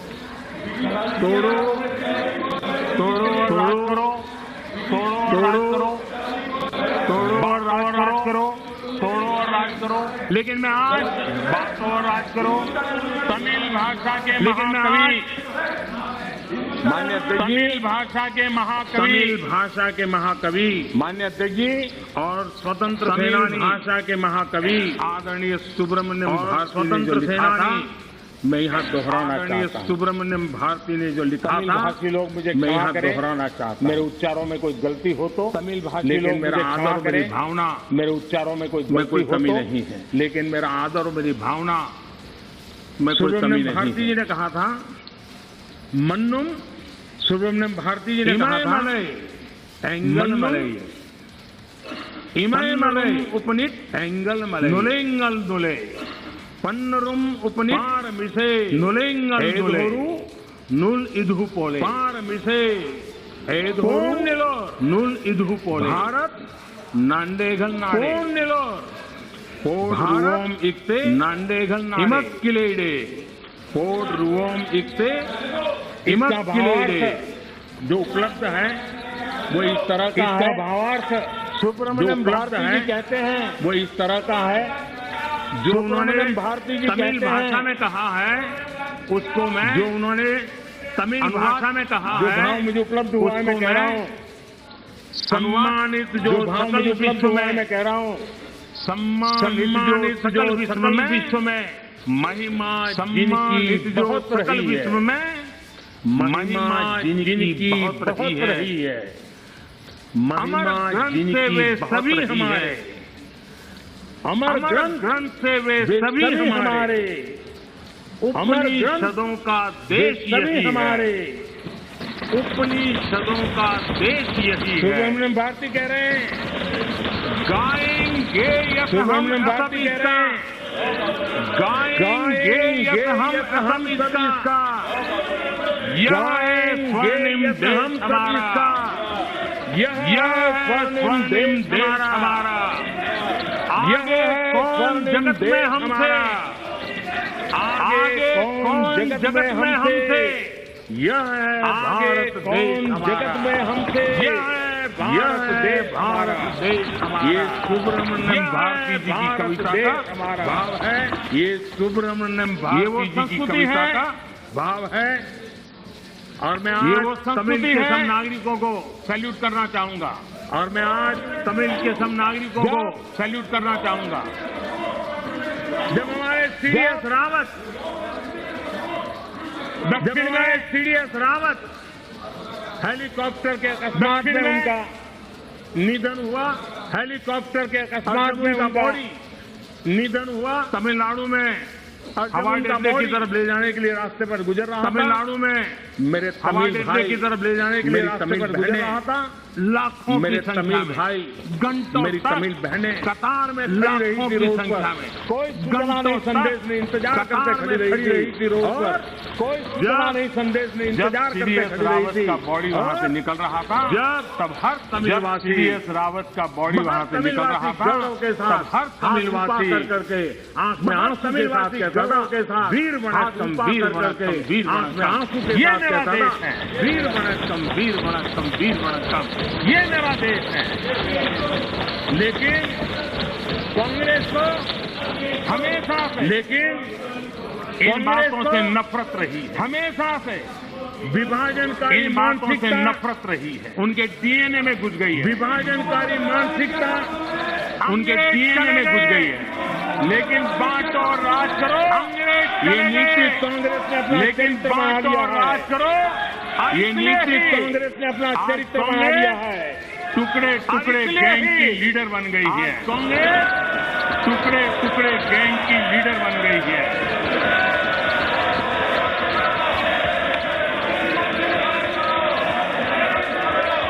माननीय सदस्य प्लीज, माननीय सदस्य पर्याप्त समय पर्याप्त कर दिया, मैंने सदन के नेता बोल रहे हैं पर्याप्त समय पर्याप्त कर दिया था, आपका ठीक नहीं है। सदन के नेता बोल रहे हैं ये सदन की गरिमा नहीं है, पर्याप्त आचरण आपका ठीक नहीं है, ये सदन की गरिमा नहीं है। जो लोकतंत्र की प्रक्रिया से हमें रोक नहीं पा रहे हैं, जो लोकतंत्र की प्रक्रिया से हमें रोक नहीं पा रहे हैं, हमें रोकने की कोशिश कर रहे हैं, लेकिन इसमें भी विफलता मिलेगी, हमें रोकने की कोशिश कर रहे हैं, इसमें भी विफलता मिलेगी, लेकिन इसमें भी विफलता मिलेगी। माननीय अध्यक्ष महोदय, भी विफलता मिलेगी। कांग्रेस पार्टी महोदय, कांग्रेस पार्टी सत्ता में आने की इच्छा, सत्ता में आने की खत्म हो चुकी इच्छा लेकिन जब खत्म हो चुकी है। कुछ मिलने वाला नहीं है तो कम से कम लेकिन जब कुछ मिलने वाला नहीं है तो कम से कम बिगाड़ तो दो। फिलॉसफी पर आज निराशावादी, ये फिलॉसफी पर आज उस मोह में निराशावादी बर्बाद करके छोड़ेंगे इस मोह में, देश में वो बीज बो रहे हैं, छोड़ेंगे इस मोह में जो अलगाव की जड़ों को मजबूत, वो बीज बो रहे हैं जो अलगाव की जड़ों को मजबूत कर रहे हैं। सदन में ऐसी बातें हुई कि जिसमें देश के कुछ लोगों को उठाने का भरपूर प्रयास किया गया, देश के कुछ लोगों को उठाने का भरपूर प्रयास किया गया। अगर पिछले 7 साल से अगर कांग्रेस के हर कारनामे, हर गतिविधि उसको बारीकी से देखेंगे, हर कारनामे, हर गतिविधि, हर चीज को अगर धागे में बांध करके देखेंगे तो इनका गेम प्लान क्या है, को अगर धागे में बांध करके समझ में आता है तो इनका गेम प्लान क्या है खुला कर रहा है, बिल्कुल समझ में आता है माननीय अध्यक्ष जी। वही मैं आज उनका खुला कर रहा हूं। आपका गेम प्लान कोई भी हो, आपका गेम प्लान कोई भी हो माननीय अध्यक्ष जी, ऐसे बहुत लोग आए और चले गए, ऐसे बहुत लोग आए और चले गए, अपने स्वार्थ में की गई, लाखों कोशिशें की गई, अपने स्वार्थ में की गई, अमर है, लेकिन इस देश को कुछ नहीं हो सकता। अजरा अमर है, आने वालों को कुछ नहीं हो सकता, कोशिश करने वालों को हमेशा कुछ न कुछ गंवाना पड़ा, कोशिश करने वालों को ये देश हमेशा कुछ न कुछ गंवाना पड़ा है। श्रेष्ठ देश, यह देश एक है, यह देश श्रेष्ठ है, यह देश एक है, श्रेष्ठ रहेगा, यह देश श्रेष्ठ है। इसी विश्वास के साथ हम आगे बढ़ रहे हैं, इसी विश्वास के साथ माननीय अध्यक्ष जी हम आगे बढ़ रहे हैं। माननीय अध्यक्ष जी, माननीय अध्यक्ष जी,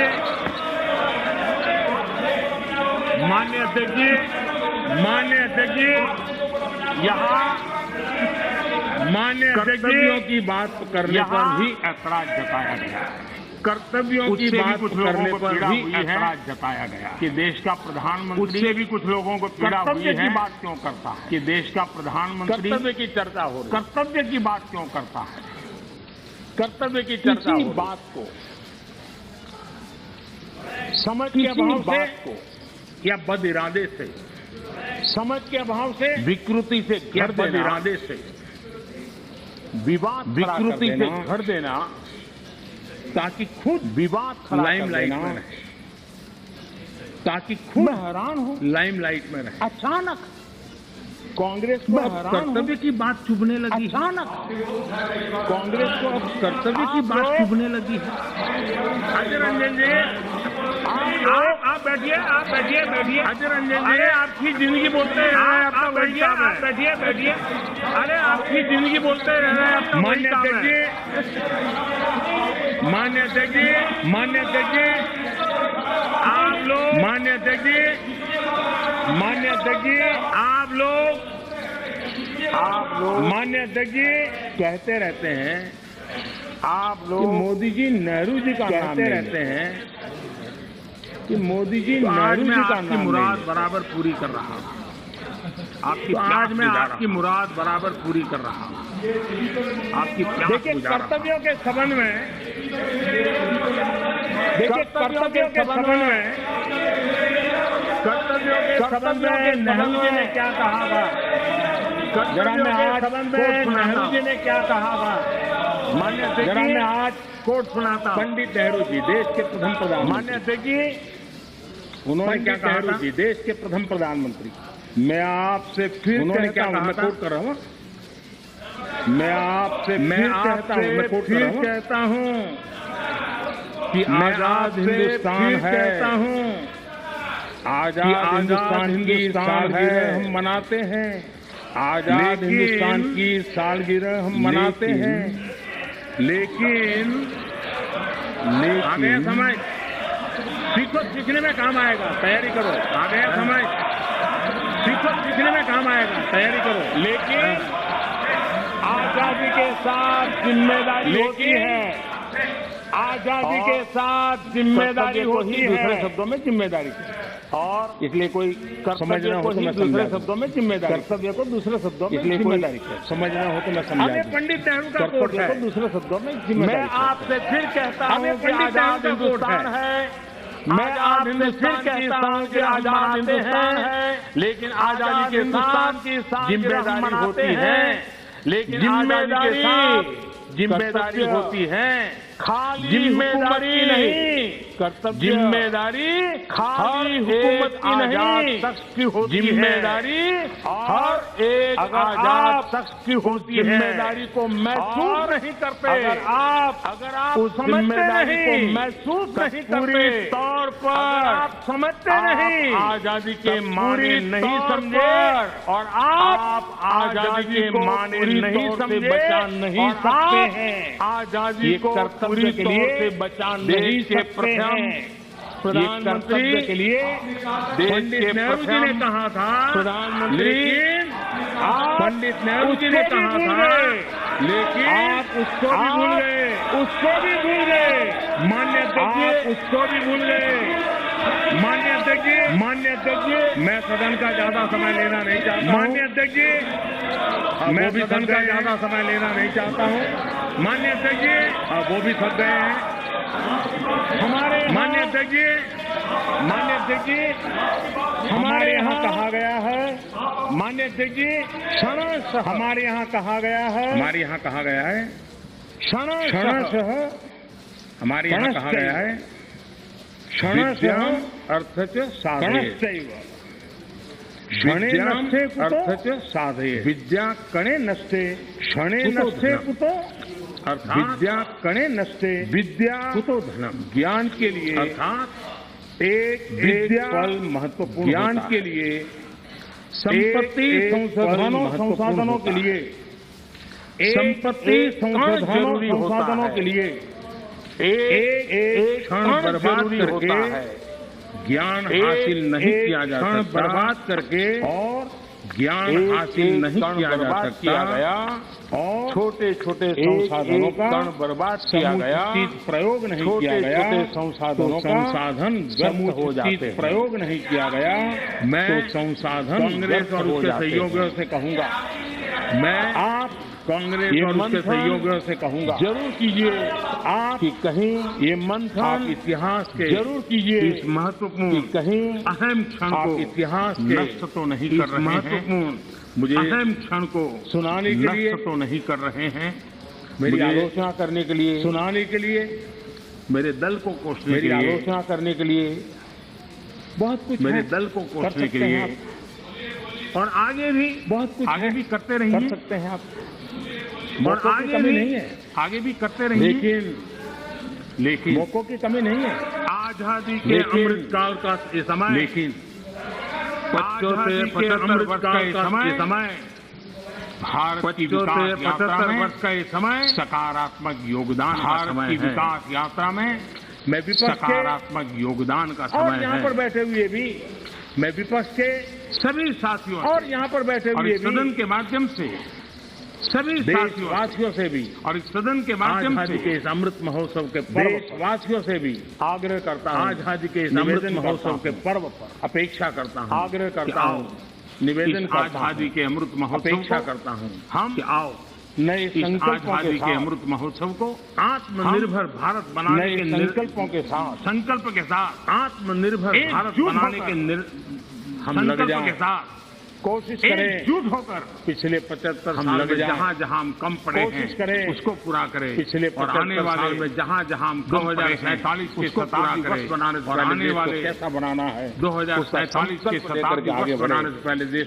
के विकास के लिए उसका मिलकर के लेकर के आगे बढ़े, देश के विकास के लिए मिलकर के काम करना, दलगत भावनाओं से ऊपर उठ अपनी जगह पर देश की भावनाओं को लेकर के जिए, दलगत चुनाव के मैदान में जो कुछ करना है करते रहिए, भावनाओं को लेकर के जिए, हम चुनाव के मैदान में जो कुछ करना है करते रहिए, लेकिन आजादी के 100 वर्ष में आगे आए होंगे, इसी एक अपेक्षा करता हूँ सदन में जो लोग आजादी के 100 वर्ष को जरूर चर्चा करेंगे कि ऐसी मजबूत नींव पर बैठे होंगे, ऐसी प्रगति की चर्चा करेंगे कि ऐसी मजबूत नींव पर ऐसी प्रगति के हाथ में जाए ताकि उनको आगे ले जाने का मन कर दीजिए, देश ऐसे लोगों के हाथ में जाए ताकि उनको आगे ले जाने का मन कर दीजिए कि जो समय मिला है उसका हम सदुपयोग हम करें। यही सोचें हमारे कि जो समय मिला भारत के है, निर्माण में उसका हम सदुपयोग कोई करें। कोताही न हमारे बरतें, स्वर्णिम पूरे भारत के सामर्थ्य के निर्माण साथ में उस पर काम में हम लगे। कोई कोताही न माननीय बरतें, पूरे मैं फिर एक सामर्थ्य के बार साथ उस पर काम में लगे। राष्ट्रपति जी के माननीय उद्बोधन अध्यक्ष को जी, मैं फिर एक धन्यवाद बार प्रस्ताव को राष्ट्रपति जी के अनुमोदन उद्बोधन करता को हूं और मैं धन्यवाद इस सदन प्रस्ताव में को अनुमोदन करता हूं। चर्चा में भाग और लेने मैं वाले इस सदन सभी में माननीय सांसदों का भी चर्चा में भाग लेने धन्यवाद वाले करते हुए सभी माननीय आपने जो सांसदों अवसर का दिया, भी फिर से रोका एक बार टोका की धन्यवाद कोशिश करते के हुए बावजूद भी आपने मैंने जो सभी अवसर दिया, विषयों को स्पर्श करने का रोका प्रयास टोका किया की है। कोशिश के बहुत-बहुत बावजूद भी धन्यवाद। मैंने सभी विषयों को स्पर्श करने का प्रयास किया माननीय है। सदस्यगण, बहुत-बहुत धन्यवाद। धन्यवाद प्रस्ताव पर 13 सदस्यगण, धन्यवाद प्रस्ताव पर 13 सदस्यों के श्री एन के प्रेमचंदन जी, प्रोफेसर सोगत राय, श्री विनायक प्रेमचंदन जी, बेनी बैनर्जी, प्रोफेसर सोगत राय, एडवोकेट विनायक प्रकाश, प्रताप राव जादव जी, एडवोकेट अदर प्रकाश जी, प्रताप राव जादव जी, बोरोदोलय, के श्रीमती राम हरिदास।